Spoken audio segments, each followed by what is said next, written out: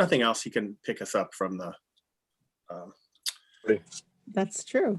You can watch. video from the video. However, I did not get the minutes. Did we get the minutes and I missed them from last meeting? Yeah, we have them. I think they were sent a couple weeks ago. Sent them on the 30th. You're not used to that. No, I'm not used to that level of efficiency from myself or anyone else. Boy, okay. When I did them, they were always 5 minutes before the meeting. Well, they were a lot simpler then. That's true. Let me just.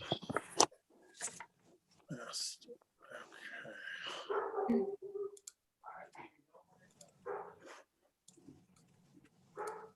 Oh, I'm gonna have to go shut my door.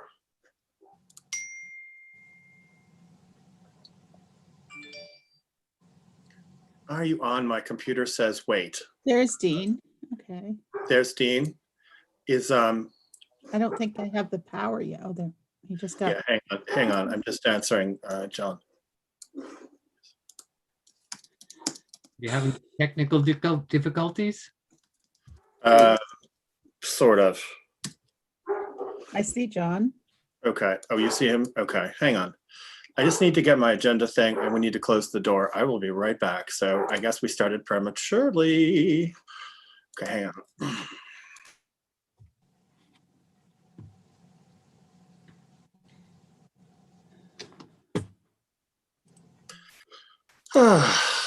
Okay, I'm back. We probably should have just done this from downstairs, but okay. All right, so we will call the meeting to order at 6:06.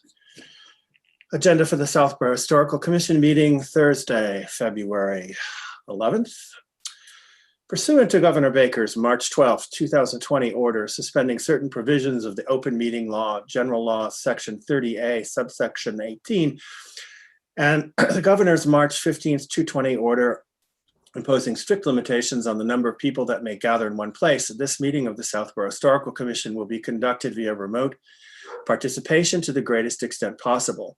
Specific information and the general guidelines for remote participation by members of the public and or parties with a right and or requirement to attend this meeting can be found on the Town of Southborough's website at https://www.southboroughtown.com. For this meeting, members of the public who wish to listen to the meeting may do so in the following manner: https://www.southboroughtown.com/remote meetings. No in-person attendance of members of the public will be permitted, but every effort will be made to ensure that the public can adequately access the proceedings in real time via technological means. In the event we are unable to do so, despite our best efforts, we will post on Southborough's website an audio or video recording, transcript, or other comprehensive record of proceedings as soon as possible after the meeting. Okay, all right, so I can, in all fairness, say that I read these minutes, so I'm going to probably have to abstain from the vote because I just got them now because I'm having email issues here. Did anyone have any questions or comments or problems with the minutes? No, okay. All right, well then I would vote to approve the minutes from the January meeting. Second? Second, okay. Kate? Yes. Rebecca? Muted, Rebecca? Yes. Yes. Jim? Yes. Anne E? Yes. Amanda? Yes. And I will abstain simply because I haven't had a chance, but I will absolutely be reading them the next time. Okay, 84 Main Street, update with John Della Priscoli. Can someone bring him up to our happy company? Unmute. John, are you with us? I am. Can you see me? I can't see you. And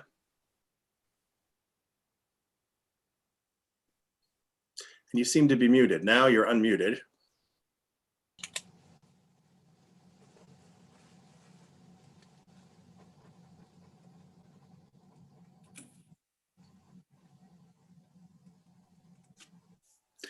Well, this is an evening of technological progress. Okay. Did we lose him? He has a camera if you make him, what is it say? What is Vanessa saying to us? So if someone comes in as a panelist versus just allowing them to talk, I think they have video as a panelist. Oh, yes, we want to bring him up to a panelist. Yeah, he's gone now. I think he disappeared. Okay. Well, let's wait for him to potentially return.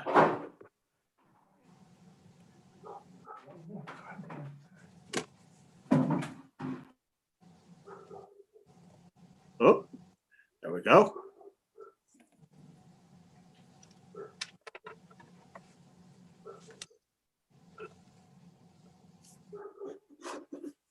How about,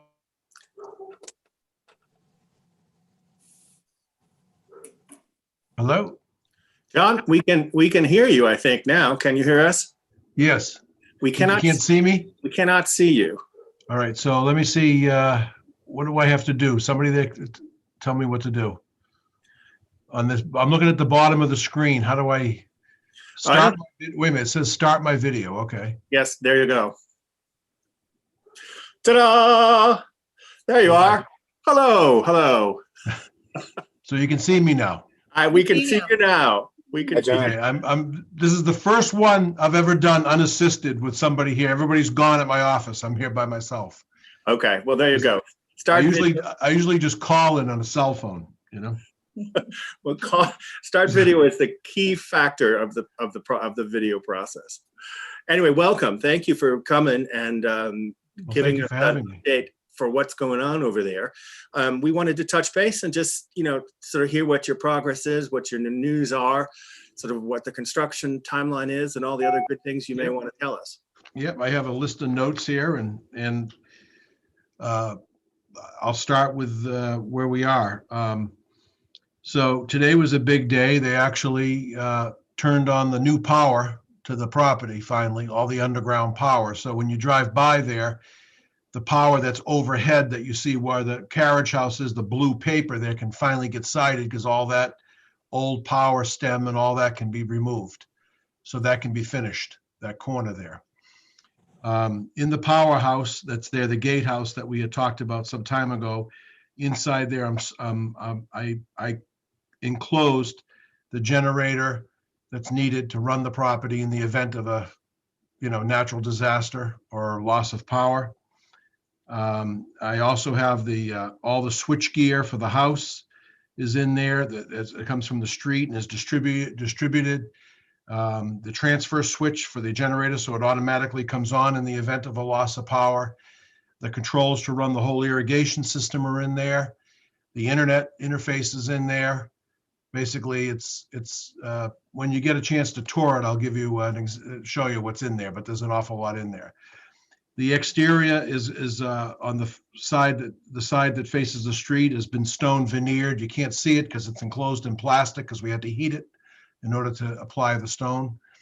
So that's being done now. The back of it that faces the pond and the front that faces the carriage house will be board and batten, just like the lover's cottage or the summer cottage or however you want to refer to it, look just like that. The roof will be slate, exactly matching the carriage house. The colors will match the carriage house, the corbels, everything will be exactly like the carriage house. I'm recycling a door that I got out of one of the buildings. I think it was out of the, either I found it in the carriage house or I found it in the cottage or something, but that's going to be the door. So when you drive up, there'll be two 2x2 windows, similar to the carriage house, exactly like the carriage house, in fact. And then an original door that looks very similar to the man doors on the carriage house. So it'll all look like it was built at the same period when I'm done. There's also a very small cupola. I found a period-looking little cupola with copper on it that will be put on there and be very attractive. So when all is said and done, you're not going to see anything on the outside that resembles modern technology. It's all indoors, enclosed in there. And it was a hell of a lot of work. The side that faces the street had to be block initially. I know you had gotten some calls as I'm building it. You know, people can never wait till it's finished, you know, to see the finished product. But anyway, the block had to be built in such a way that it's fire resistant and explosion resistant because the transformer is next to it. So if the transformer, you know, somehow blew up, it won't take out the generator and everything else. And that's what a lot of these protocol was dictated by the power company that I had to do there in the electrical inspector. Now, the transformer that you see there has a big concrete base around it. It's really flush with the ground and stone around it. The reason for that is if that ever leaked or somehow exploded, that's a containment vessel to contain the transformer, whatever's in there for liquid. But you're not going to see that either because I'm going to put evergreen, I have the green giants going along the wall there, and I'm going to continue there and run them around the corner there and tie it into the what I'm calling the gatehouse. And that will basically screen that little transformer that's there. So you're not going to see that. They wouldn't let me cover it. So I'm going to screen it with vegetation. They'll let me do that. I have to leave those yellow bollards that you see there are required by law. In case a car lost control, I guess, coming off Deerfoot and blew it, you know, kind of came up the driveway somehow.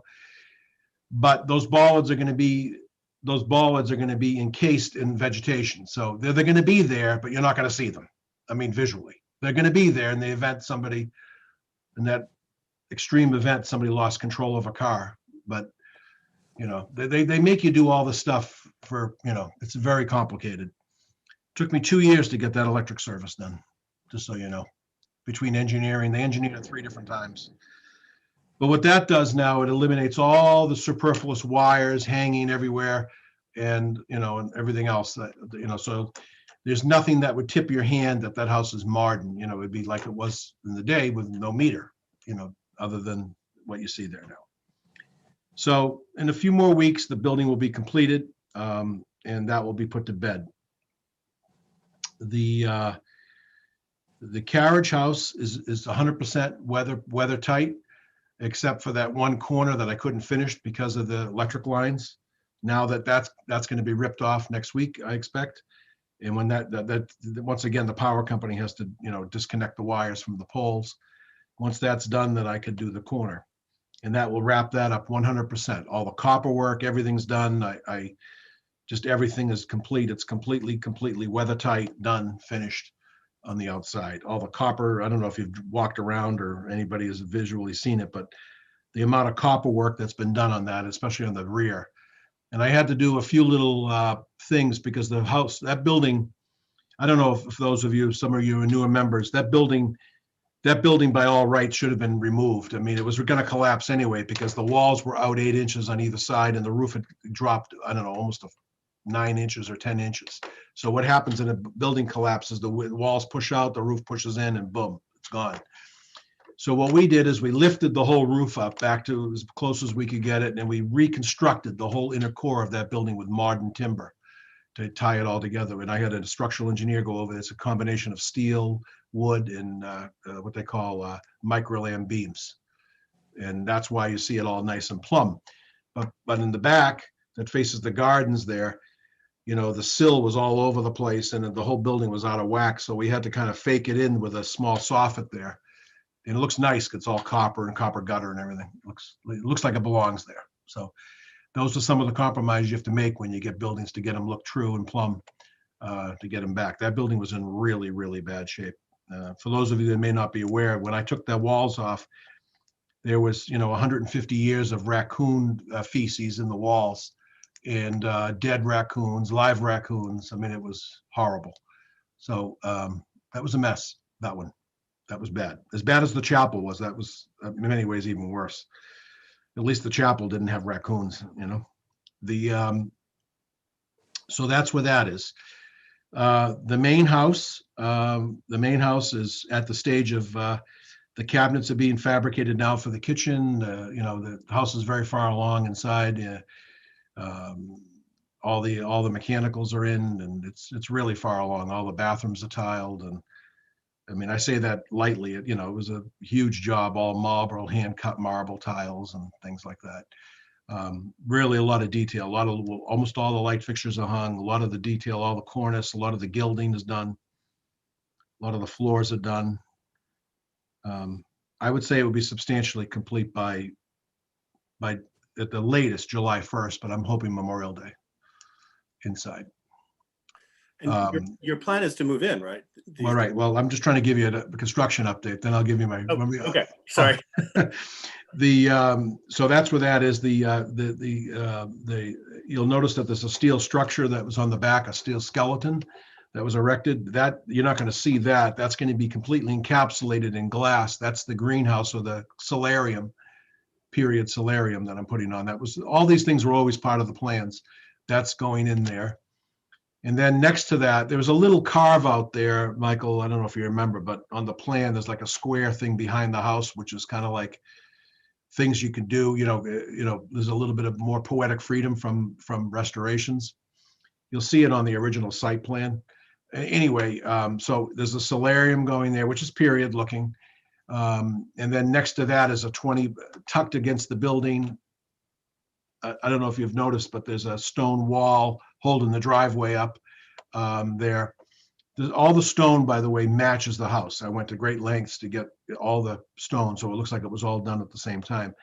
Anyway, there's a 20 by 40 pool going there, right next to the solarium, tucked in there, and that will be started in the spring. And that will have an endless edge facing the pond or the lake or whatever, the reservoir. Be quite, but it's like recessed, so you can't see it unless you're right on top of it. But there it is. That's the last major thing outside to be done site work wise. Is that it's been a long time since we talked, so it's going to take me a while to get through all of it. But the little lover's cottage that we call, or the summer house, that's all. That's pretty far along. We got kind of frozen out with the weather. And so that has a couple more weeks on the exterior, and then we're onto the interior. But all the mechanicals are done and everything else. All the light fixtures, all the light poles you see there.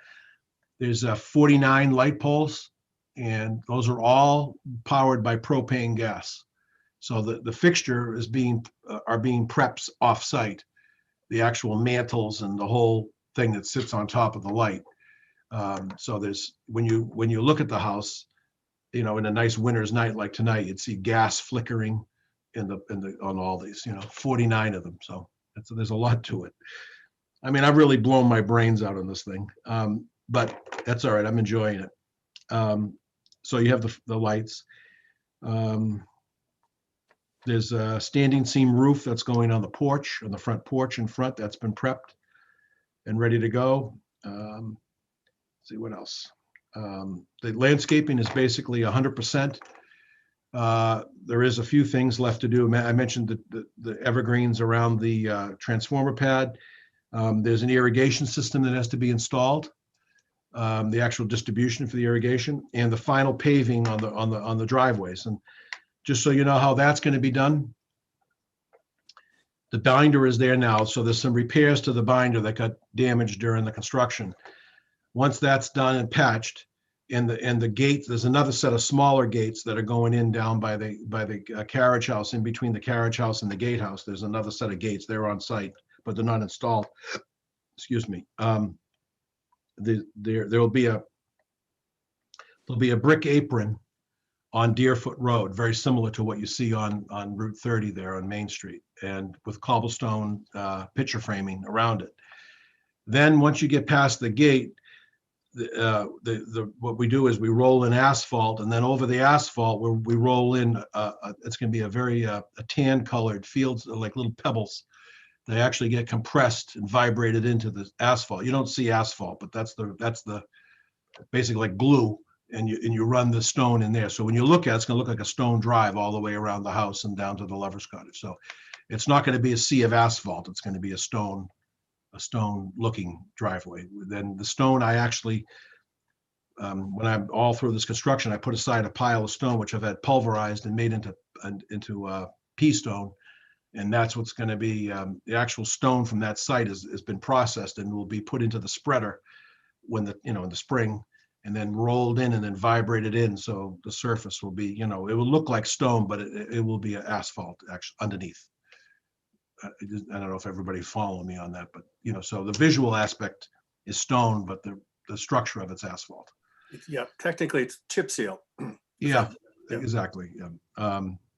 I don't know if you saw the sidewalks that we did and everything out there, but those are all done. I worked with the state, and I worked with a contractor that was doing Main Street, and I worked with Karen Galligan on that and got that all in. That's just about complete. The little park that's out there, I got some benches that I put there. I have an urn there. The urn has water to it, so when the spring comes, we'll have annuals bubbling out of there and kind of drooping over, and all kinds of annuals. So we'll look, it'll be a place of refuge for people when they come by, sit down. A lot of people, walk their child or baby carriages, bicycles, joggers, everything. I've seen a number of people sitting there already, and it's unfinished for them. I have two 19th century lights, cast iron lights that I got from an antique auction. They were from the Baltimore. They're like something you'd see on Beacon Hill. Those are going to be put out there. Those are going to be electric. I didn't want to put gas on the other side of the stone wall simply because I'm afraid if somebody come barreling down there and clip the gas light off, it'd be more complicated than electrical. And then there's and I think I showed you, or Michael or somebody, I bought a beautiful clock, a Main Street clock that's done by the place in Medfield that does all the street clocks for America, basically. A beautifully made clock that says Deerfoot on it. And I think did I forward you the picture of that, Michael? Did you ever see that? That was made. So there's a clock that was always part of, they worked it out with the town. You may not be aware of this, but the town leased me that corner for 99 years. And I adopted, it's not my land, but I've adopted it, and to put this little park in there. So there's a clock, there's the two street lights, there's the benches, the urn, and the brickwork. And there's a sign that I've developed that would be on inside the stone wall, hung on a period bracket that I found from the 19th century, in a period, a arm and a post. And the sign I had developed in the French, I don't know if you can see this. Can you see that? Is that readable? Okay. So the other thing I wanted to talk to you about is I would like to have one of the, like on the trail over there that I worked on with the folks that did the trail, Allen's Trail. I wanted to put one of those card reader things over there by those benches, so somebody could go up there, scan their phone on that, and that would pop up a whole story about the house from the early days of Joseph Burnett to right through the Garfield era, and right up to the girls marching out there and everything in between, and the restoration, and tell the whole story. And I was kind of hoping that it could be put together by your group, and I'm happy to donate for that. I think I mentioned that to you at one point, but I'd like to see a story develop so when people drive down there, they could see that they could scan it, and then there's there's the whole thing right there. It all pop up like on a website or something. I don't know how exactly you do it. It's way beyond my pay level to figure that out, but we know how to do it. Just Dean, just for the record, that the historical society would be taking care of that, not the commission. But Society. okay, all right. So in that case, well, whatever. I wanted to make I wanted to make a donation for that. Obviously, that work. I think it'd be fun. It'd be some way to and I'd like to do that, because you have it on the trail over there. They scan it and it tells you a story about things. I don't know why we couldn't do that there. That answers a lot of people's questions that may want to know what is this house. I've gotten a lot of positive input on the house. People have called me from all over, and the president of Skinner Auctioneers called me and said they're just blown away by it, and a whole bunch of other people, and a lot of people in town as well, planning board people and so on. Let's see. So I'd like to talk about that, and I'd like to get working on that. So come in the spring, I could actually install that little, what is that called, Michael? The little card thing? There's a name. Q something other. What are those things called? Those pattern things that you read with your phone? Is it a QR code? QR QR. code. Yes. Yeah. So can that send you to like a website or something? Is Yeah, that- that's essentially what it does. It's your phone scans it, and it just takes you. It's a link to the website. One of the things we're going to be talking about over the next few months is that the town has gotten a grant to do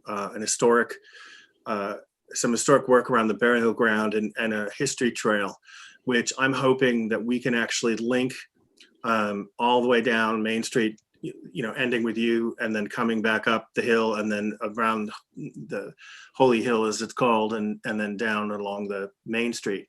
So, whatever we do, hopefully will become the model for that, so that all these signs are the same and would have the same type of actionability in terms of having people be able to look up pictures and other kind of things. So I was hoping Karen Galligan would be here tonight to join us to talk a little bit about that, but they're not quite ready because they just literally got this funding, I think last week. So she'll be joining us next time, and we'll have some updates on that. But I don't see that that'll be any problem, John, to create that. So the Historical Society or the commission or a combination or whoever's interested could help with that. We could, because Alan Bazanson has a lot of photographs that could be incorporated. We'd have to ask him for those permission to use all that. But what I'm saying is I'd like to really, I'd like to make it so somebody could sit there, take a break from their walk, and then they could find out the whole history of the house. I think it'd be fascinating, and that's why I did that there. It's absolutely doable, and we're happy to take it on in the society as a project, but also as the commission to try to foster the larger picture of integrating these various areas together. That's been one of my goals from back in my first iteration here back in the late 90s. Well, I just want you to know that corner was basically abandoned by the town. It was a place that just, people threw coffee cups and a lot of accidents and other right. kind of, and now they've kind of corrected the intersection there and made it more perpendicular there to the road and so on. But what I'm going to do is I'm going to be mowing the grass. I'm going to be doing the irrigation. I'm going to be maintaining that whole corner. So I'm going to basically take ownership all the way from Parkerville to Deerfoot and all the way down to the waterway. So that whole corner, from the waterway, where the silver poles are over the bridge there, all the way up past around the corner, all the way down to the beginning of Parkerville, I'm taking ownership of. The town has ownership because they have an easement to maintain that retention area that was put on my property. When you drive down Parkerville, you'll see it's all invasive species again. You know what I mean? yes. Right on the right there. There's the brook, right? You have the brook. I've cleaned up the brook and gotten rid of the invasives on my side. My one neighbor there,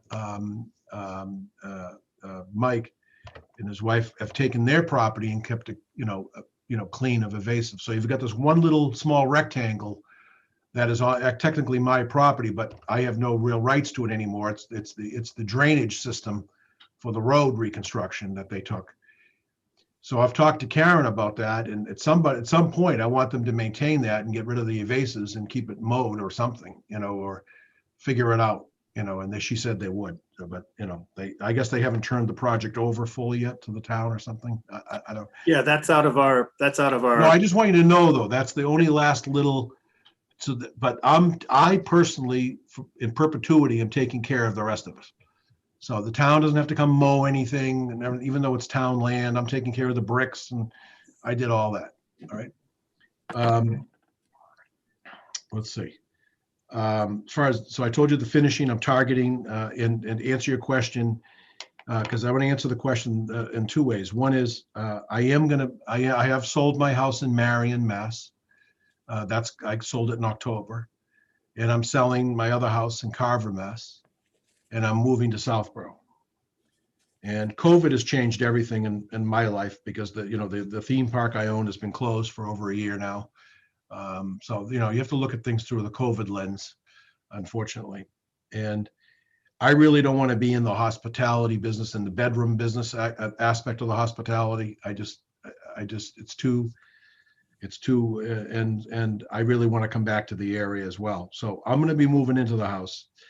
However, in the Carriage House and in the gardens and in the chapel and the grounds where the gazebo is and the ponds and the bridge and all that, those outdoor areas, I am gonna consider doing small boutique weddings.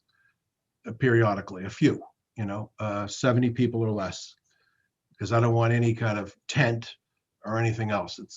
That's what you can fit in the chapel. Technically, you can fit 66 sitting down, but there's room for a few people to stand, and there's a few people on the altar there. So, let's call it 70 people or less. The Carriage House will easily fit the way I've set it up, and I've made a beautiful little area. You're going to love when you see what I did in there. I lifted it from Biltmore, where they took the stables and they made them into restaurant booths. So I really, it's cute. You'll like it. So I made that, and that's part of it. And then the others like regular things. And I'm using a lot of my antiques and stuff in there. So there's a way you could have a wedding at the chapel, go over to the Carriage House, have a little meal, take pictures, and so on. You could have music inside the Carriage House, classical music or something small. And that's the kind of wedding that would be. It wouldn't be, something you'd see at one of these, huge wedding factory places. It's a very small type thing. I think it'd be a lot of second marriages and small, late, different, small weddings. I don't know, right now, I mean, I'm involved with the Wayside Inn as my main philanthropic endeavor. And, we haven't been able to do any weddings, because of the COVID thing. It's really hurt us over there. We've really been struggling there, but luckily with some of the PPP, it's helped us survive, Anyway, so that was one thing, but here's the other thing. So what I'd like to do, I'm a real Christmas lover of Christmas and classical Christmas, though, not the commercial Christmas that we're accustomed to today. But I would like to have in the chapel, I would like to have a few live singers and a few instruments. And then during, Friday, Saturdays, and Sundays, during the Christmas season, have little concerts in there, then bring people over and serve coffee and espresso and things like that in the Carriage House, and have like a little venue there for that, charge for that. I was thinking maybe one of those nights we could do it as a way to support some of the efforts of historical in town, whether it's the commission or the society or both, as a way to kind of give back. I think it'd be fun to do that, kind of like what we did with the the house tour thing, something along those lines. But it'd be a lot of fun to We'd have. love to get back to that. We're just, waiting ourselves out to, Right, COVID. I know we're not ready yet, but I'm thinking ahead. Obviously this thing's got to turn around at some point. People can't live separately forever. I mean, everybody's either going to get COVID or be vaccinated. It's one or the other. Or have the antibodies. So that's one thing, would be the Christmas thing, and I've got some great ideas there. We do it one night a year. They do it at this little chapel in Carver, and it's really popular. And they have they have 3 singers, like a group of singers and a guitarist, and it's fun. And you sing Christmas carols. It's a way to bring families together and enjoy the holiday without all the waiting in line, killing each other, buying TVs at Walmart. I mean, it's something I really wanted to do, and I'd like to do it. And it's and it'd be nice because you'd go over to the Carriage House, would serve, fresh baked goods, and would have, hot chocolate and espressos and, something nice. And then I told you about the small weddings. And the third thing would be during the Valentine period, like now, would have Valentine teas over there. So they'd have little teas for the folks. I thought that would be kind of neat.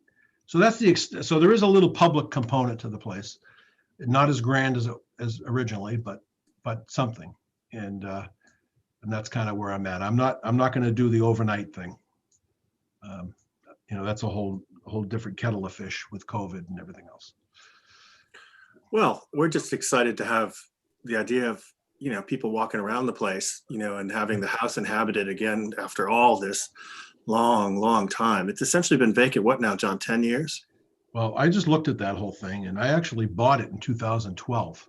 And then it was like 2 years I just mothballed it because I was tied up with the theme park, which was at that time it was a wonderful thing, and now it's become a kind of a real drain. But anyway, so I had it for 2 years, and then when Moss approached me, I did that short-term thing with him, and then of course that we all know how that turned out. And then that was a couple of years working with the town to come up with a reuse plan.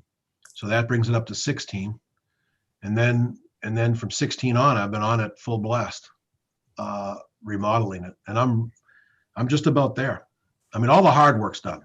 It's just all the details. So there's a million decisions and things like that, inside that we're doing. But I mean, if you walk into the kitchen now, you'll see, I don't know how many chandeliers hanging there that have been prepped, all period, all French. Must be 20 of them there hanging in different stages of repairs. So it's just briefly, John, what's going on with the Fayetteville Village Hall? okay. So Fayetteville Village Hall, I've been using it as a fill-in project for now, and I have two full-time guys that do my painting and selective demo. Actually, three guys, and we've almost fully gutted it. It had to be gutted. The building had some structural issues. There's some carpenter ants or termites or something in there. Let's see. If you're looking at it from the street, it'd be the left rear corner from the street. It's a real rotted section there. The building is the way it was done is because it's all gutted now. It had truss rods holding it together. The upper plates on that gable, on that gambrel section there. So I need to lift the ridge. So I'm bringing the same structural engineer that I had do the Carriage House, but he really can't do anything until the thing's fully cleared out of all the. So we're just looking at studs, and so then we're going to come up with a game plan to get it structurally sound first. I've got to remove the basement floor entirely and put a proper mitigation for the water issues. There's hydraulic problems there, so that has to be done. That will be done this spring and get going on that. And my goal is to get it really, really structurally sound first, shell. And then with this, I'm probably going to be selling the Carver properties, and my offices are now in Carver. So I'm probably going to be moving to Fayetteville Hall, my whole operation, which would be very nice because I could, walk to work. Almost. Almost. Almost. it's a longer walk than you think, but you can get one. It's a long way. Get one of those who knows? bikes like I have, John. I'll tell you, you can zip around town like crazy. It's the best thing. I just had my knee replaced, so I'm still recovering from that, and I went through that whole thing. That was the rehab and that. If you've ever had that done, you already know, but the rehab is horrible on that. But I'm pretty far along now. So I'm around and I'm getting around. So Fayetteville Hall is coming along. I'm excited about it. I'm going to be occupying that. It's going to be restored. I mean, it's going to be basically shelled and redone, So the first step before you do anything on the outside is getting internally structurally sound. And that's what we're doing now. And if anybody's interested, I'm happy to show you what the issues are. But, it was, if somebody hadn't come along soon, that was another one that was going to go down on its own. I remember the substantial water problems, especially in that corner. But there's a lot of moisture in the wood there in that one corner. There's infestation there of some kind of insect. I'm not sure what yet. But there's nothing I can't handle. The windows are all, I don't know, they're really garbage that were put in there. They're plastic windows at one time. And, I kind of wanted to sit down with you guys and talk about, the thoughts of I went through the thing with the planning board, but that was really out of their scope, I thought, and I think it's more appropriate that you guys, collaboratively work with me on the palette of the outside, And, yeah, we'd love to. Yep. I'd like to see it go to, the building was built in 1911, I believe. And I'd like to see it go to, I'd like to see it go to the 2/2 style windows, but I'm flexible. I can go to the multi-pane windows. There'll be historic replacement windows, but what's there is there's nothing there, as far as historical importance, except for the staircase. Everything else in that place has been hacked. And I mean everything. We have photos of whatever the original windows would be. Okay. So I saw those. They were multi-pane, but I don't know if those were, original, or if you think that it would be more appropriate. I mean, it's up to you. It's the same money either way. It's just, and I have no real preference. I like the 2/2 look. It was used a lot in the early, late 19th century in farmhouses and stuff. And, Yeah, we can take a look. I I mean, mean, it's up to you. If you want to stick with the multi-panes, what's in there now is an abortion of what was there. yeah. Well, no, because we have those photographs taken, I think. Well, we have the photographs from the first flu epidemic, so we know those, Yeah. 1919, and that building had just been built. Okay. Also, you had a fountain for the front of it again, didn't you? Yep, I have a fountain. Yeah. I have a fountain. I have one, a nice Fisk fountain. You know that name, Michael, right? Fisk. I don't know. That's No. a classic. Those are the big 19th century cast iron maker. Yeah, I've got some stuff. I've got some neat things for it. I've got a cast iron. I got a bunch of interesting things. I mean, the planning board, there was a lot of constraints put on what you can and can't do as far as lighting and things like that. But I got through it, and so it's probably going to be I mean, that building's going to fly on the rehab because it's not like the house, the big house, because the big house, I left all the woodwork intact and I'm fishing wires and patching and, it's a whole different thing. This thing's gutted. So this is like, and it's not that terribly big building. So it's going to fly once we determine what the floor plan is inside. But the So you're staircase, thinking- the staircase was By the end preserved. of the year, I'm hoping I'd be very far along, at least, from the outside, it would look complete. I'm just wondering. Yeah, that's what I'd like to do. I don't know how complicated the site work's going to be. I have a site plan and I have all the septics approved and everything else, but I got to get into it. And there's a perched water table there, is what it is. Yeah, very high because they have Yes. problems there.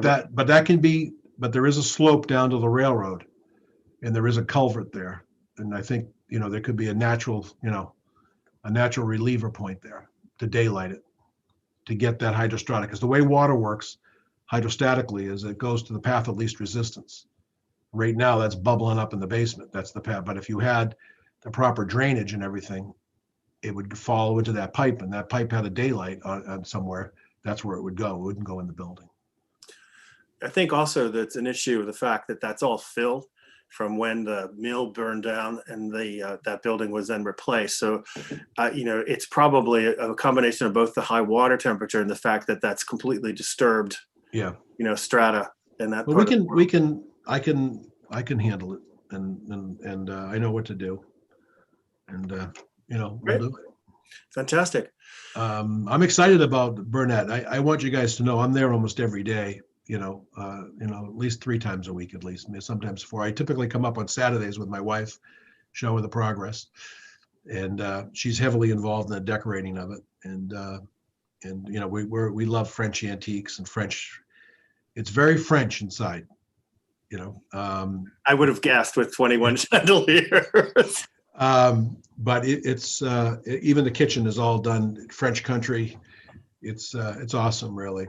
There's still going to be a pub in the basement, Michael. You can still come have a drink, but I'm waiting for the pub. I'm telling you. It's not going to be as grand as it once was because I am going to put under the I'm putting like a gate doors that are so that glass house that you see there. I am going to tuck in a garage under there that you'll see. You won't even know it's a garage, but I'm putting that underneath there now that I'm living there. But it's all part of the structure that's there already. It's already stone veneered and everything else. So you won't even, unless I told you that was there, you wouldn't even know it. But does anyone have any questions for Mr. JDP? No, I just want to say welcome you and your family to Southborough. It's thanks. glad you're going to be living here, and thank you for all of your hard work on the house. I just wanted to go back to, you said the staircase was saved for Fayetteville Hall. Is that? The staircase, that nice staircase, when you first walk in. Yeah, I remember it. So I was wondering. That staircase is really the only architectural thing that nobody modified. I agree. From the original yeah. build, and I've saved it. That's wonderful. I'm glad to hear that. But everything else, it was like, there was ceilings below ceilings, and Sure. Yeah. this one is interesting. 3 types of wiring in that building. Mhm. Knob and tube, early uh, uh, what today you call it BX, which is the armored wire, and then modern Romex, all mixed. I mean, it's just horrible. The plumbing was all, everything is, but all that was just, it was like each generation kind of rehacked the place. Yeah, And but that's why there's just, but the staircase is beautiful, and I was careful to make sure that stayed. that's wonderful. Good. Even a lot of the original doors were so compromised, there was nothing there. But here's the beauty of it. I'm doing a project in Lakeville, and it was an old mansion that was built exactly the same year as Fayetteville Hall. So the mansion was butchered, and it was added on to. It became a nursing home. If you're ever interested, if you jot this down, you could go take a look at what I did there. It's called the project's called Lake Point in Lakeville, Mass. But anyway, originally there was a building there, a big mansion that was built in this property, and then it got added on to. It became a nursing home in the 50s. But it was past the point of revival, so it was torn down, and I tore it down, and we're doing a project there. But I saved all the original doors that were in the mansion and everything else, and they're beautiful 2-inch thick, beautiful doors, the right period and everything else. And that's what I'm going to use in Fayetteville. I'm going to Nice. use really good. I have enough salvage that I kept out of that, right hinges and knobs and everything else. That's So great. I just, it's kind of fate, that I was able to, collect all that. And I have enough oak and stuff that I can remill the baseboards and, in the right period, and all that. So it's, John, it's not fate. You're a hoarder. You know it. well, I'm lightening it up. I'm lightening it up. I consigned a whole bunch of stuff to 2 different auctions, 550 lots to one auction and 100 to another. So I'm shedding some baggage. And that leaves you with what? So, but but I'm excited about being part of the town. My family is too, and I might put my little one. I have a 3-year-old, as you may know, and I'm going to put him. He just turned 3, and I might put him in Faye. Maybe we'll see. And then the other one is in the arts. He loves the arts. I'm making a beautiful art studio in one of the rooms in the lower of the in the lower level of the Carriage House. I'm gonna make a really nice art studio from. There's bathrooms down there I put in there and everything, all handicapped accessible, everything. Yeah. So because I set it up as a wedding venue, so it's all it's. And anybody's ever interested in the tour, I am going to be leaving for a bit. I'm headed to Florida for a bit, but Yeah. but when I get back in April, I do come back periodically for a day here, a day there. But my family, I just can't get enough remodeling. I just remodeled this house in Sanibel, and that was a real buster down there. But anyway, so we're headed down there next week, and then we'll stay for a bit, and then I typically come back every couple of weeks for a day or two. But really, there'll be a lot to look at in April. A real finished, Great. close to being finished. So anybody's welcome. You guys have been very good to me, and I'm really glad to be part. I really want to see this Christmas thing take off and find a way to kind of see if it work out for the, it could be a neat little thing. And Vaccinated.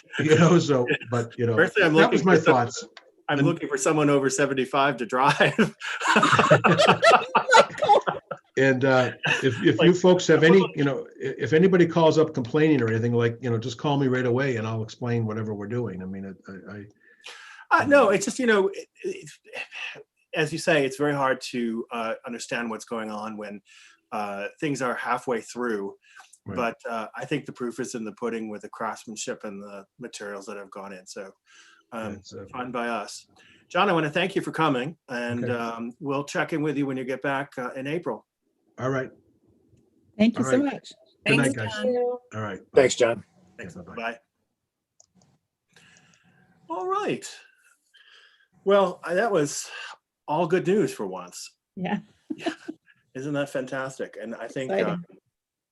I'm very excited about the potential for the cultural activities there too, because I think that just sort of feeds in with this whole regeneration of the Main Street process that we're talking about. So, You made my day talking about Christmas. I was going to chime in there, know. but I figured I wouldn't. I still have some of my internal lights up inside because it's just, so dark. It's just like I'm just keeping the light shining. I shining. was just happy to hear he'd still, he'll still be interested hopefully whenever I can reboot the house tour. So, because he was Okay. actually such a pleasure to work with on that. So, Wonderful. All right. Next, 21 Flag Road permit review. Can we pull up Mr. Thorne? Yeah.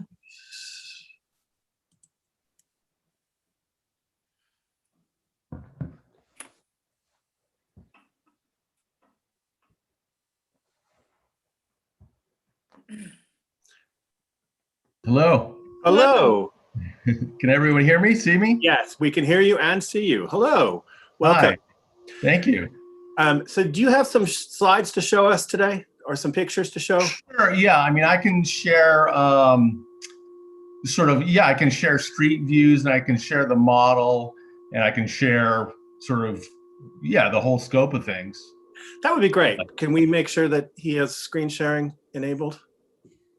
Look, there's a button I can click share screen. Okay. Oh, it says host disabled participant screen share. Yeah, you need to do that, Rebecca. I think I used to know how to do that. I can make you a co-host. If you just make co-host, he should be able to get the green Yeah. button, Rebecca, to share screen. There you go. All right, let me give it a shot now. So just before you get started, I just wanted to give a little background here. As you know, I've become the assistant to the building department in reviewing these permits, which are now all coming to me. And this permit had a little bit of a quirk in it in the sense that it had a tower addition, which I don't think is an issue, but I wasn't able to just sign off on it because it does impact in terms of the percentage of facade and other things. So I just thought it would be worthwhile to show everyone sort of what the story is and what the proposals were, and then we can sign off. As I said, I personally didn't think this was a huge problem, but on the other hand, I couldn't just say go ahead. So with that being said, take it away, Mr. Thorne. Yeah, I mean, my only comment is that I don't know if there's some procedure in Southborough. I had no idea that it would have to go through a historical review. And I certainly would have been totally happy to get input from you guys. But from my perspective, this is happening kind of at the 10th hour. I submitted the plans to the building department January 6th, and then I didn't hear anything about this till last week, and so it threw me into a loop, So hopefully it can get resolved tonight, but I'll let you guys all get your eyes on it. We can chat about it. Okay? Yep. So let's see. Let me share.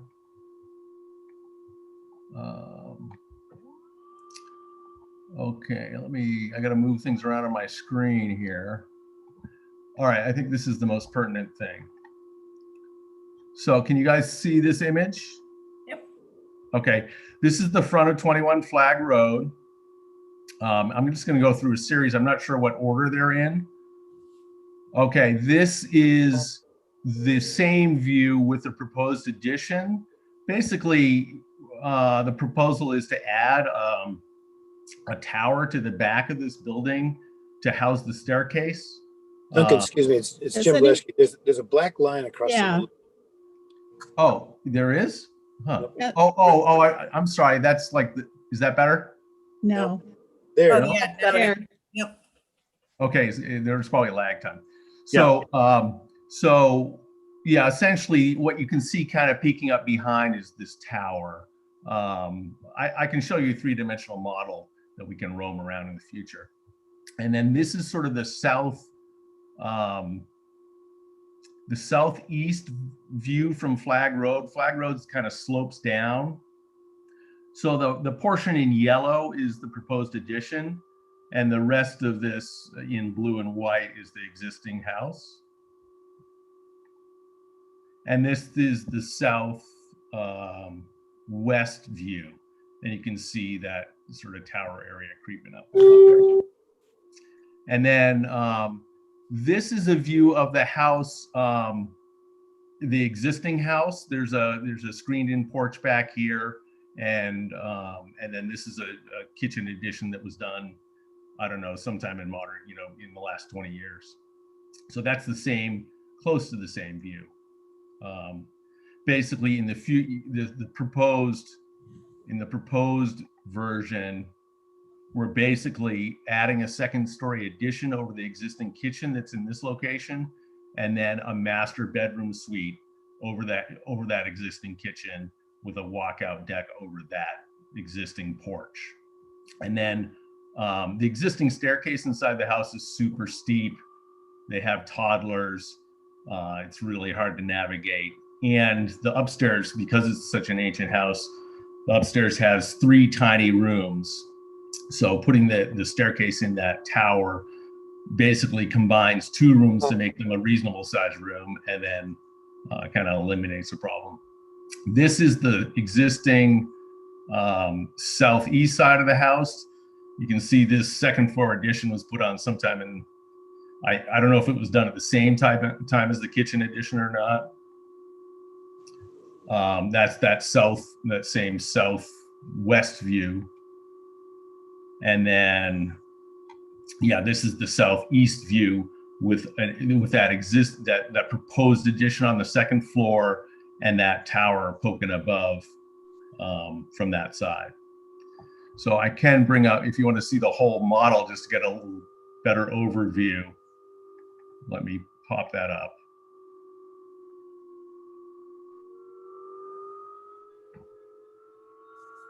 Can you guys see that now? Mm-hmm. So let's see. This is the flags. This is the view from Flag. So that's the front of the house. Flag Street is so low that if you're on Flag Street, you can't see anything at all if you're directly in front of the house.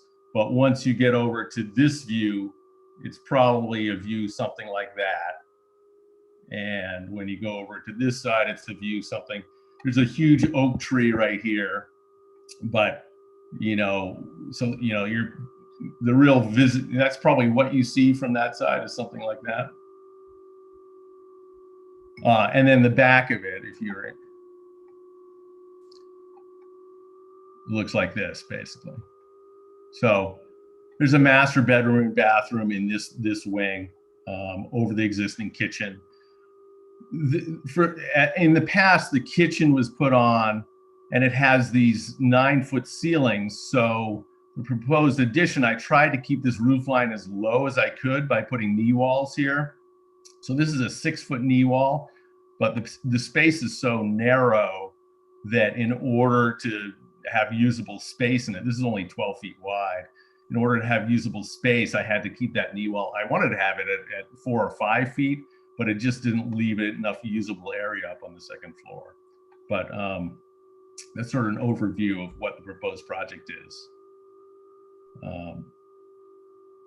Does anyone have any questions or want to see anything? Questions, anybody?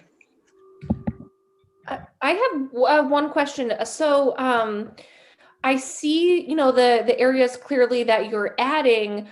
Are you demoing any part of the existing structure in order to build or rebuild these new parts? No, just that this section over here has an existing 1-story roof over it. So, just the roof that was over this area is getting removed to build this second floor addition. Okay. This area right here is where that sort of flat roof kind of ugly addition that was put on in the past is, which I've been trying to, blend this roof line into the old sort of Victorian, style stuff up, out in the front as best I could and keep this roof line as low as possible. But the only thing that is changing is the roof line of this area where all these sort of modern looking windows has a roof over it, and there was a roof over this existing screened in porch. I can go back to those images and let's No, see. I actually think we're good in terms of getting an idea. Let me just tell you my thinking on this, and the reason I've asked you guys just to weigh in. This is technically a substantial change to the facades, view visible from the street. However, it's kind of borderline, really. And I just wanted to hear what you think. I personally don't have much problem with it because the house has been considerably altered over the years. But I just want to hear what you think about this, and let's take a vote as to whether this would fall under the purview of the demolition delay bylaw. It kind of skirts right on the edge. Thoughts? I'm curious so the back addition looks quite modern and the front's quite Victorian.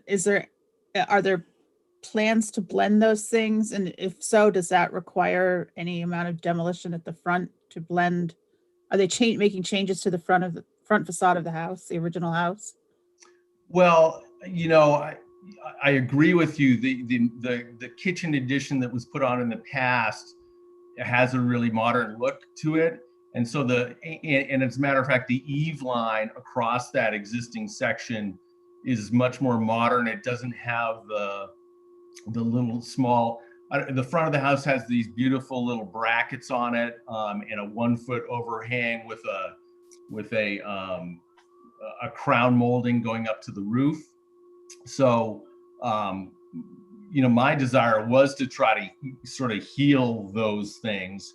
And when I went up to the second floor to recreate that same roof line with the 1 foot overhang and those roof brackets and the crown molding that would wrap around that, and also just keeping that roof line as low as possible in scale in order to do that on that second story section. And then with the addition of the tower, I just think that is, in terms of the additions to the house, is the one thing that sort of sticks to the sort of Victorian roots of the house, is the idea of that tower, as opposed to that wing on the back that is, kind of more modernized. But there's only so much I can do to try to heal that section. Yeah, I was just more concerned if there were plans for that there would be more demolition involved than just the roof. No, it's really just sort of tying that front roof line into that. I can show you that, what I mean, if you want me to go back to it, but That's okay. if you think it's necessary. But yeah, essentially, it's sort of blending. I don't know if you remember that one of the first pictures I showed you showed a flat roofed addition that had been put on the second floor. So it's sort of eliminating that flat roof section and bringing that gable over to that old existing peak on that east side of the house, and then incorporating that same eave line with the brackets to sort of bring those things back together. Although the scale itself is sort of what I'm left with building over the existing kitchen, to have the floor levels at the same height as the existing second floor of the house. So Duncan, I have tried really hard to try to work on those things.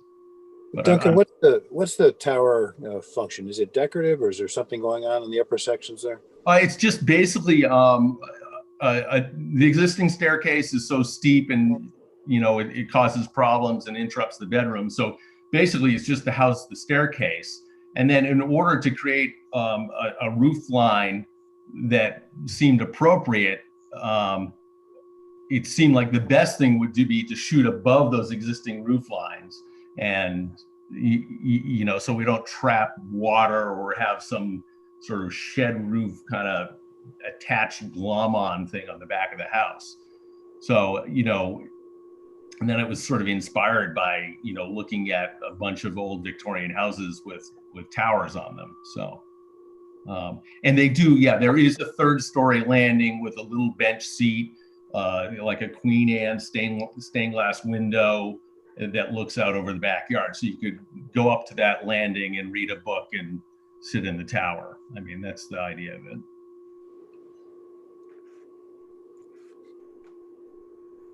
Kate?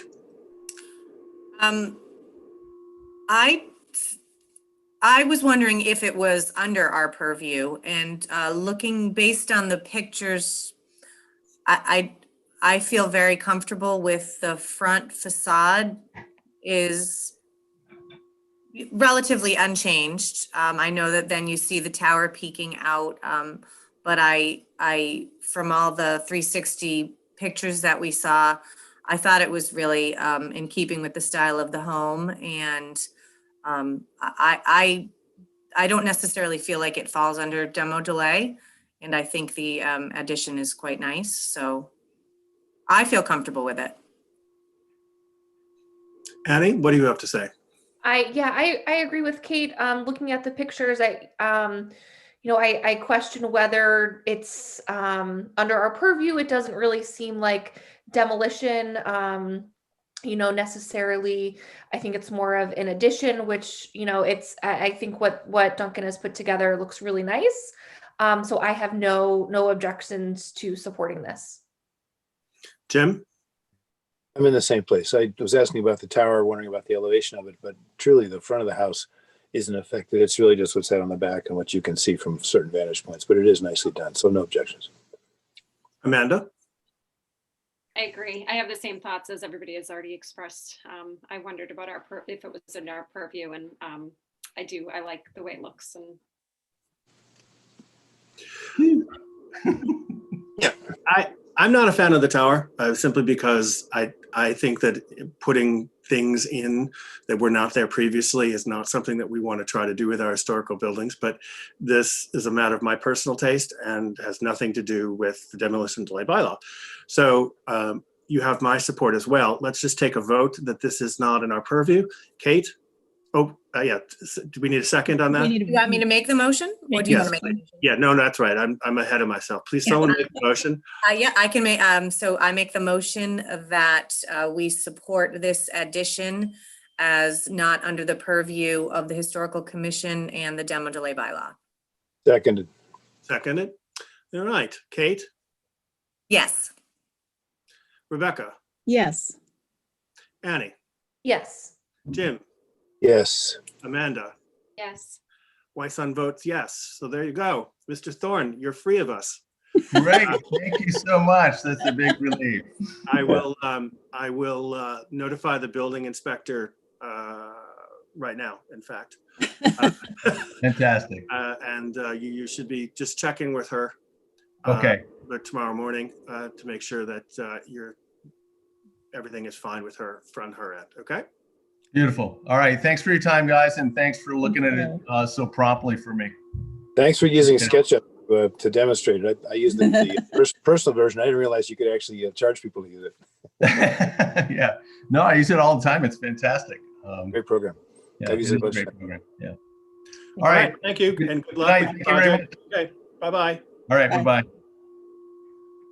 Oh, wait, I think did I make you a host? No, okay. Yep. There you go. Because he could have shut the whole meeting down. Well, there was enough of a demolition aspect in this and enough of a facade change that I just wanted your, buy-in before we sign off. I appreciate that. I think it's good for us to have to, I think it's good for us to question some of that and have a discussion as a commission. Actually, I have a kind of a point of order question. When there's an addition like this, where indeed you've got to take a roof out, is that truly considered demolition from our respect, or is it when you change the foundation and footings and the front of the house and so on? Well, I think what we're trying to, judge and standardize is that if these changes substantially reflect the facades visible from the street that incorporate demolition as part of their process, potentially this does fall within our purview. Obviously there are 99 degrees of gray in this issue, so I think that's why I asked Mr. Thorne to come, so I didn't have to make that decision myself, because inevitably, if I had made that decision, someone would have come and said, well, you said that they could go do that. Fortunately, I'm still trying to work out this arrangement with Lori. And what I'm trying to do, we have a higher standard than the building commissioner can demand, in the sense of, I've been asking consistently to see elevations for these projects that have been proposed. And there's not been many, but there was one on Southville Road, and I think there's another one. So in Southborough, if you're the owner of a house, you can simply say, I'm going to put an addition on my house. And if you function as your own contractor, you don't have to hire an architect or have any architectural drawings. And so on the Southville Road thing, for instance, it was essentially like a sketch on the back of an envelope. That's by law, by state law, that is permissible if they sign a waiver saying they're functioning as their own contractor. However, there's no possible way as a commission that we can judge the extent of historical changes if we don't actually have some sort of scaled drawing. So what I've said to Lori is that these things need to come to us in some sort of architectural drawing format, like Mr. Thorne presented here. He's the builder, so that we can sort of, see, because this is what I'm going to do kind of thing, is really highly problematic, as we have seen before on Highland Street. So, in order to get out of that, this is what I've been requiring. So hopefully that will get us at a basic level. And I don't think this is an unreasonable demand, in the same way that if you want to build a septic, you need a septic plan. If you want to build you need a conservation easement, this is, I think, a requirement to have some sort of visual presentation to this, so you can see what's going on. Anyway, so so we're still working through that relationship, and ideally we'll get it to the point where I don't have to get all these back and forth, because on this thing alone, I think there were like 27 emails or something, because the automatic town system pings you every time there's a change or an update to the plan. So it's like, oh, there's been a plan updated. Oh, there's been a change. Oh, there's been an approval. Oh, the plumbing approval. So I'm not to drive myself crazy on this. I'm trying to figure out how we can, do this. On the other hand, we don't want to lose any more historic houses. So I think for the interim, I'm stuck with this until we can figure out a better system. Okay. Reports and updates from individual commissioners. Now, no sooner did I actually write this agenda that I got a notice, as did all the other town and boards, from Mark Purple saying that we needed reports and updates from people was not allowed under open meeting law, because it wasn't individually described enough. However, my reply was, since everyone has a brief and we've talked about this for this meeting, this thing could stand, because we've already said who is going to be reporting on what and what the situations are going to be. But in future agendas, I think it will be Kate reporting on blah, Rebecca reporting on blah, blah, blah, blah, blah, so that people can see if there is some level of involvement. So with that having been said, reports and updates. Kate, do you have anything to talk to us about? Just that document for the master plan committee that I sent to you all. Michael, thank you for working on that. I talked about it very briefly last night at the master plan committee meeting. And actually it got some nice feedback that they seem to be, more measurable goals than the 2008 plan had. And certainly, as we've intended, and I talked about too, with sort of a real, more of a shift towards education, a real education aspect for the Historical Commission with different things that we do. Kate, Kate, can you share that? Because I don't think anyone else saw that except... Oh, no, I sent it via email today to everybody. Yeah, we saw it. I have no idea how to share anything. Okay. I just sit on all these meetings. I don't know how to actually do any of that. I Okay, just, that's fine. So everyone else has seen it. I just want to make sure that. yeah, so Dee let me gets just tell copy you what too. we need to do. So it's just, the document that I sent to you all today was from Judith Watson. She's one of the co-chairs of the Master Plan Committee. The left section is what was in the 2008 Master Plan. The right section has the proposed changes. That was some information that Michael had. And then just questions, because we as a committee want to ultimately, we want to officially vote on this draft of these goals and recommendations to put in the master plan update. That being said, their goal is for presenting it at town meeting, but we do know that at this point, and based on last year, I would assume that it's going to be end of May, early June. So we have time to work on this. But everybody, I would say that everybody definitely needs to review this, maybe individually give me their feedback, or we can talk about it in more detail, line by line at the next meeting and just officially vote on it. It's pretty simple. It's not it's not a huge document, but.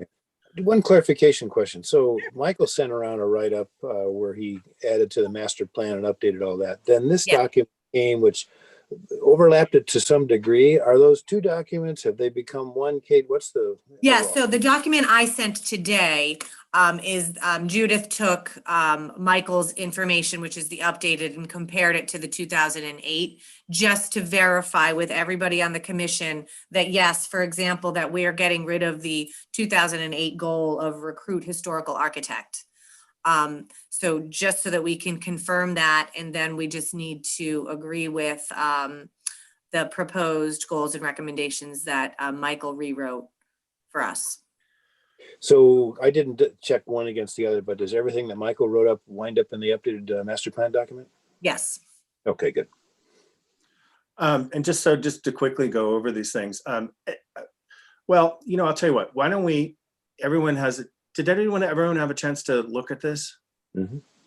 Okay. You know what, just to be safe for the open meeting law thing, let us put it on the agenda for next time to officially vote.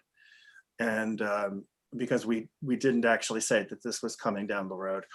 I will just say and maybe it will work out, the next master plan committee meeting we have is on March 10th. Ideally, if we can make it work, that we can have our next meeting ahead of that might be too soon. If we can do it, if not, there's not a huge rush on this. I just want to, I just let them know that I'd stay in communication with them so that we can make sure that, we want to have a voice in the master plan update. So. Yeah, I don't think that there's going to be much substantive changes to this because, essentially it's the things that we've already talked about. Right. We're removing the historical architect, which I'm not even quite sure what that was all about. Yeah. In use of tax credits, there are no tax credits anymore, so we got rid of that. We changed the National Register district to focus on the downtown because I can't imagine trying to do National Register districts for Corderville, Fayetteville, and Southville, considering how long it's taken just to do this downtown and how expensive it's been. Yep. And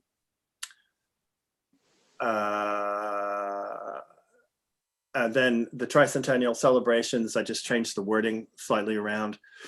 The new recommendations are focused on education and outreach.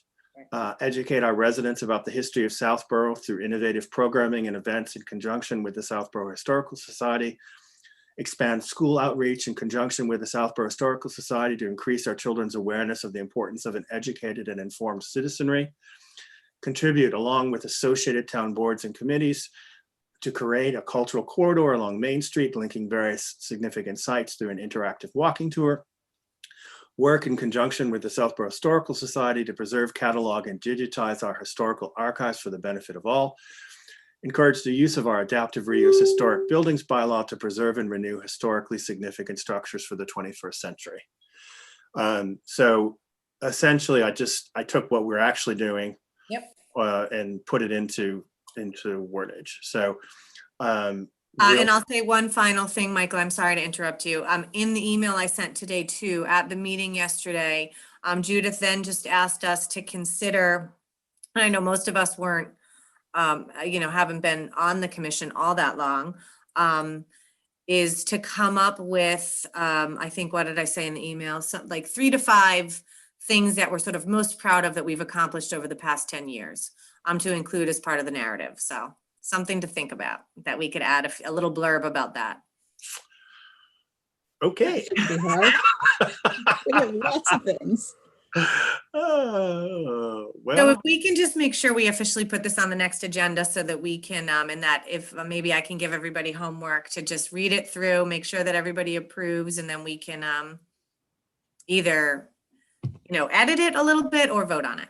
So that's fine. So we'll put it up for final discussion and take a look at it now or in the next whatever period of time. awesome. Yeah, I mean, in terms of things we've done, I mean, I know what we're proud of. I'm not necessarily know that other people are so excited. Demolition delay bylaw being one of them.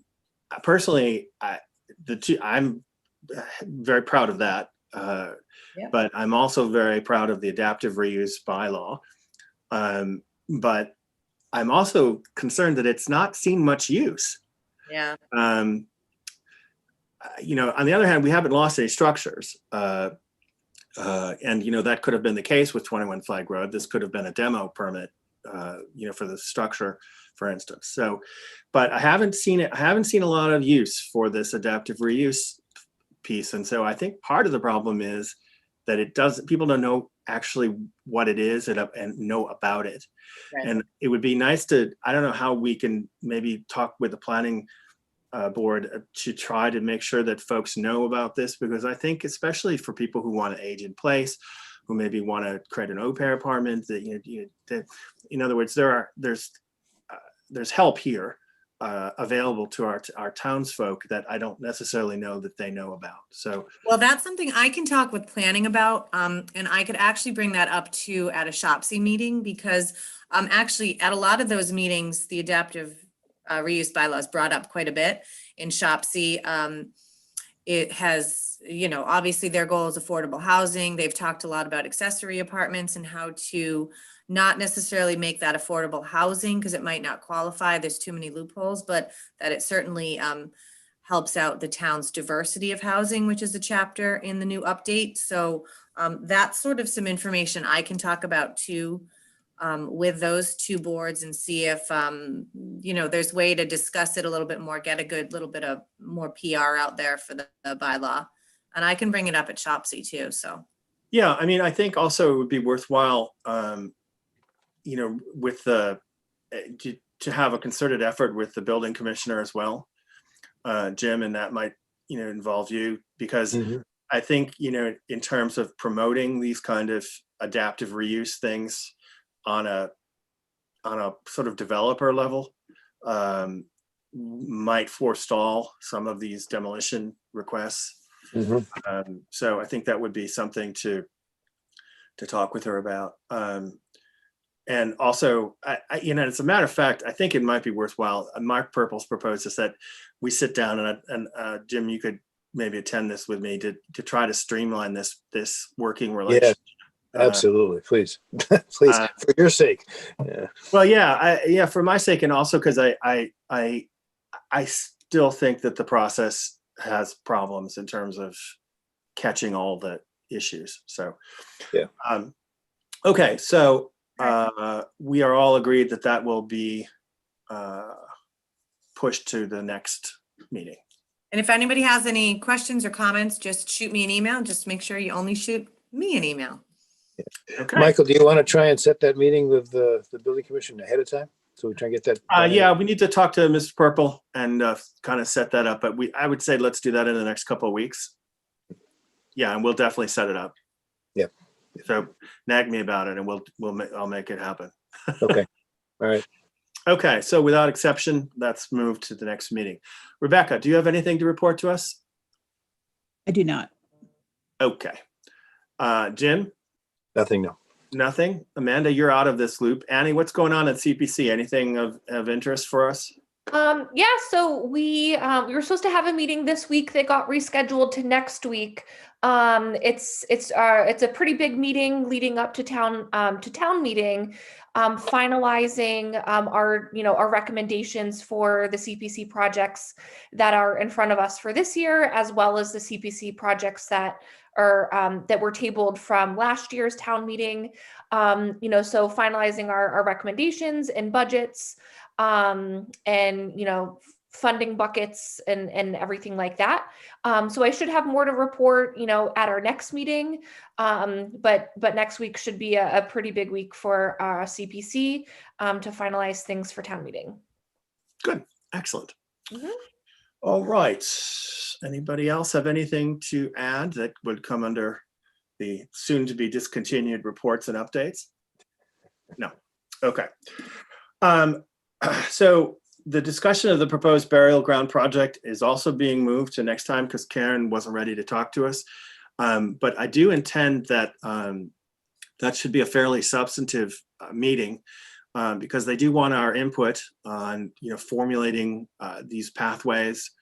There's some what the signage is going to be. I'm going to push quite heavily that it not just go around the old burial ground, but also go through it, or at least have an opening made on the library end so you can safely access the old burial ground without having to jump over the wall as you currently do. So I think there's a lot of really interesting things. And I also read something last night in my Southborough that they got some additional funds, something short of under $1 million to further do more work. And I didn't fully understand that. So I'm sure Karen can bring us up to date on where they are with that whole process. I also want to talk to her about a couple of things.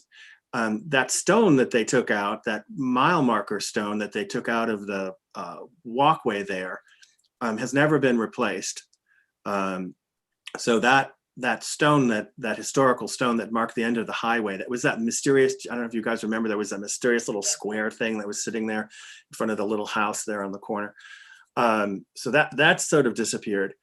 And correct me if I'm wrong, but was there not a lot of talk about the railings around the Civil War monument and getting those restored as part of this process? Didn't we go around and I know Joe was really concerned with this and met Karen about those iron railings.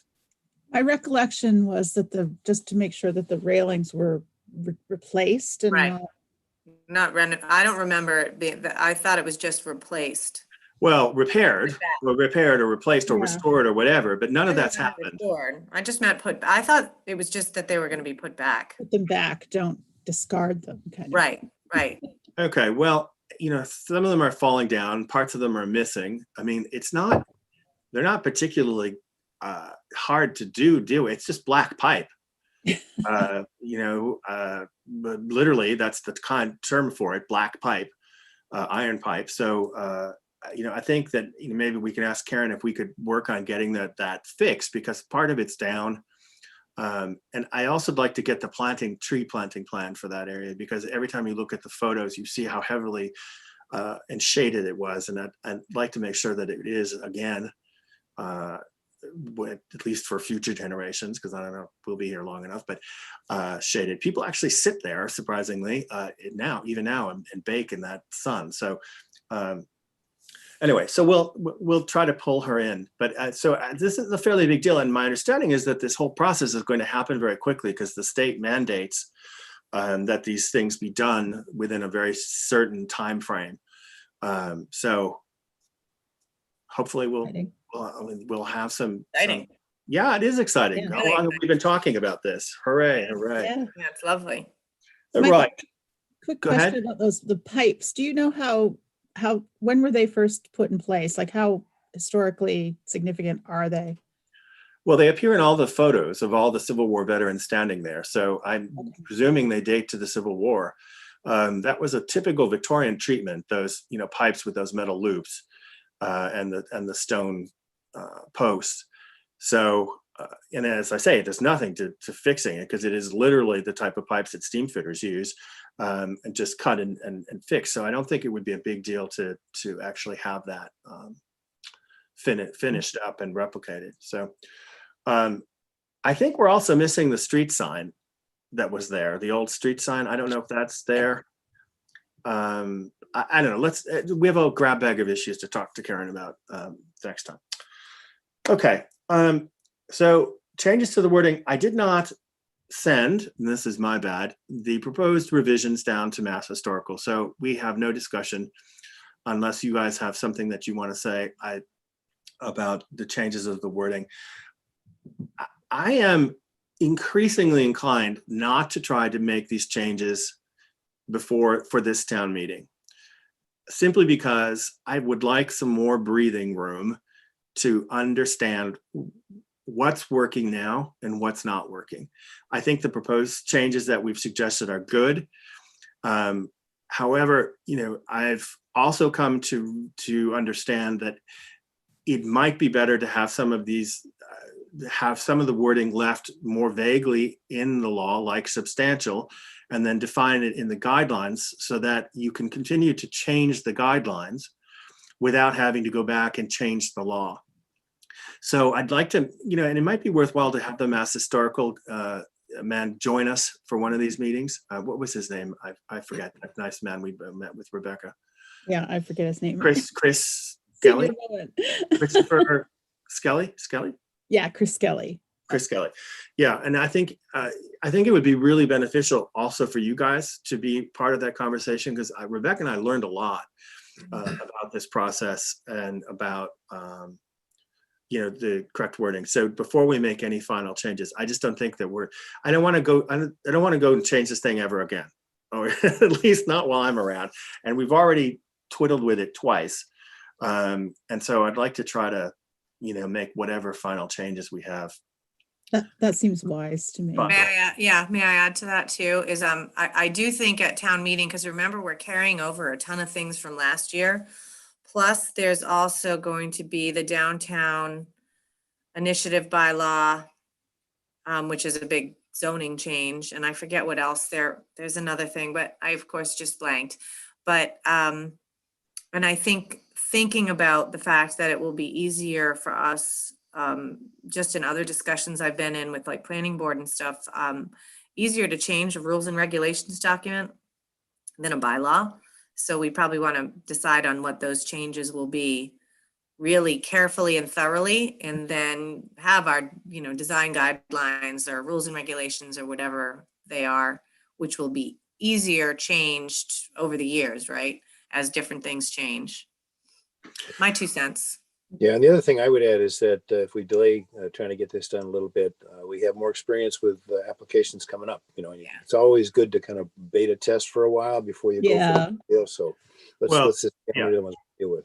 That was my thought exactly. Yeah. To have, because every one of these things brings up a slightly new variant of the issues. And so with the more experience you have with the possibilities, as long as you're not being arbitrary or, abusive. And making sure the public is aware of, some of these projects and some of the potential changes, garnering some support for different changes that we want to make, I think is an important aspect as well. Yep. Annie, what do you think? Yep, I agree. My one thought on, the changing the bylaw and making the wording a little bit more vague. I definitely understand how that, makes it so we don't have to continually update. But I do feel strongly that we also need to find a way to educate, our, members of the town on, what the changes are and what substantial means and, et cetera, while they vote on it. So, how can we find a balance to, really convey what the bylaw means in action versus what it says in writing, so that we, as Kate said, we can get the support of the community. And there's no surprises. For example, Karen from Main Street, what's her last name? Karen Connolly. Saying, oh, I didn't know I had to put my house on the market. stuff like that. So I think there's a happy medium. I like the changes that have been proposed so far, but I kind of still go back to, we need the townspeople to be really aware of what they're voting into action. One thing, I don't necessarily think we ought to go too crazy on this, but before I came to Southborough, I built a house in the historic district of Sudbury, and there was a whole manual. I mean, it must have been an inch thick on design guidelines, requirements, driveway, everything.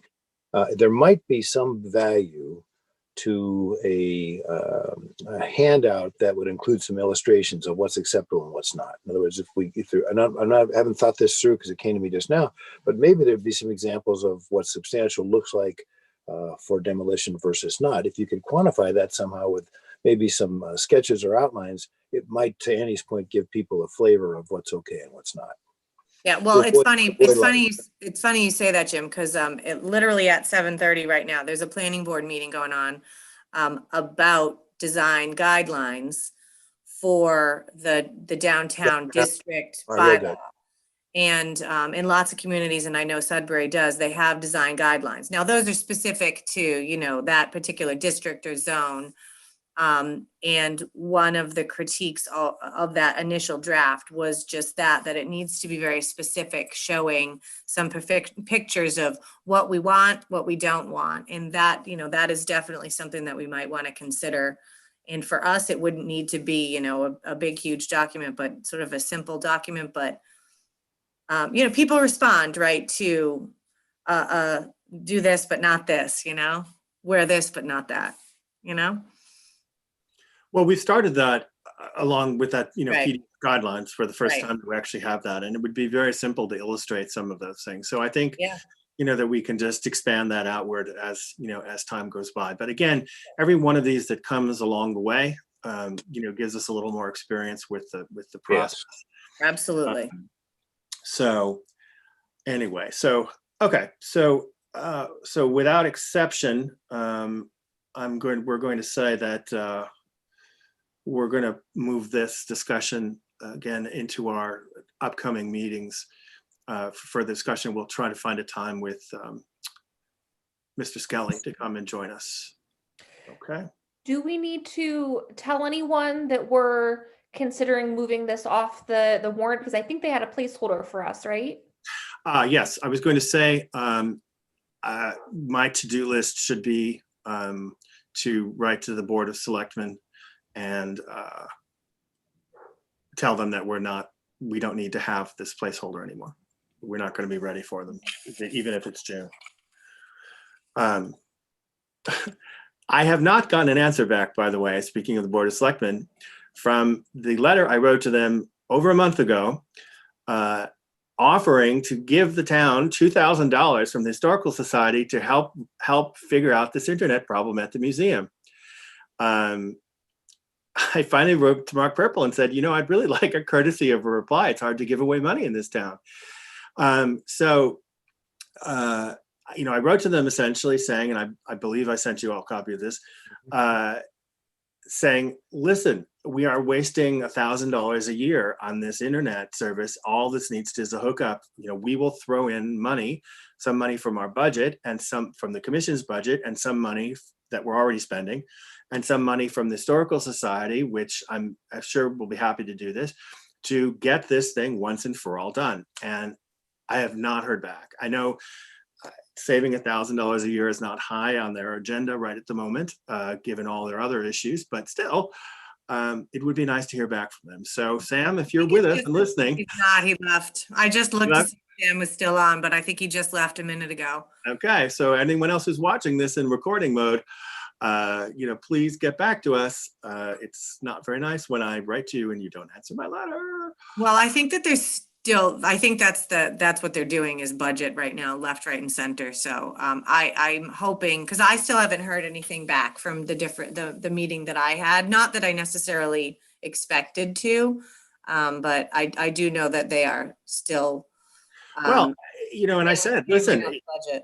We need another $1,000 a year if you're going to not do this, because we need to be able to do other things. It seems crazy. I certainly don't want to have to get up in town meeting, explain why we needed a 30% increase simply because we need to pay a cable bill, but that we don't really have to pay. But there you have it. So out of my pay grade, as they say. Yeah. Okay. Any other business that may legally come before the commission? They don't like this phrase either. No, let's get going. Nope. No, but I've said that we're going to keep that phrase in there because if it's not, that we would be paying attention. First of all, this phrase has been in every single historical commission meeting since the very beginning. And It's on every agenda. Yeah, it's on every. It is historical in and of itself. That being said, the legality of the business that can come before the commission has now been substantially reduced by the open meeting law. And therefore, if something comes that we have not, of substantive nature that we have not publicized, it needs to be postponed until the next meeting. Okay. So does anyone have anything else they would like to chat with or talk about or propose or any other issues? I will move to adjourn. I would hear a second. I'd hear a second, and I'm going to say without exception, we are adjourned. Thank you. Oh, wait, hang on. We're not quite adjourned. Do we have dates set up for the next meetings? Oh, no, that's what we need. We went to February, and I don't think we ever went any further than that. Did we? Are you sure? I don't No, know. I'm not sure. We did. We have March 9th. Oh, Okay, so we went to March, but I think that's the end of them. Okay, do you want to do this next time then? Then we'll set the rest of the meetings when we convene on the 9th. Sounds Okay. good. the 9th is perfect because then my master plan committee meeting is on the 10th. So Oh, you and this master plan thing. listen, I'm just trying to give them the as well. information that they'd like. I'm grateful that Kate has taken up the, I try to not talk or anything. I just want to give them the document and be done so I can just do my little typing job. And, there's a lot to pay attention to at those meetings. yes. When you're typing. I know I personally can't manage the panelists and the attendees here. So that's why I can't talk and type. So, Yeah. but yeah, so that'll be great. So put that at the tip top of the agenda. Thank you for that, Kate. We could Oh. propose, by the way, a standing second Tuesday of the month at 6 o'clock, unless otherwise specified. I like that. I mean, that makes it a little simpler. The problem with Tuesdays is that every other town board and commission is on a Tuesday. True. And so we were originally on a Tuesday, and I went 8 days or 9 days in advance to set up the remote meeting rooms, and there were no meeting rooms to be had, which is why we're meeting today on a Thursday. Thursdays have a tendency to be better days. Fewer people meet on Thursdays. So perhaps Make it standing second Thursday. Yeah. Okay. Well, next time we'll talk about that next time. We'll set the dates and make that the thing next time. Okay. All right. So I think we are officially adjourned. As always, thank you. It is lovely to see you. Indeed. I'm hoping that there will be a 75-year-old I can drive. Not if I find them If first. they have a It's like I want to go get vaccinated. I want to go get vaccinated. I please want to be vaccinated. Oh God. So so as soon as possible, I'm hoping that we can all get stuck and be happy and go back to seeing you in person again, because I miss you all. All right. I've Thank you never so been much. to a meeting in person, so. Oh that'll my be fun God. for me. Yeah. We have a good time. We have a nice time at the museum too. We often have some Yeah. food. I and- bring food. I know. It's like sometimes I bring food. Yeah, it's Oh. great. I like to have food at meetings. Anyway, Oh, I know. Well, I think it we need also- a roll call vote that we adjourned to. no, I don't think so. We can do without exception. I read that in Robert's Oh, rule. good. Great. So without exception, we are adjourned. Goodbye, everybody. Thank Bye. you.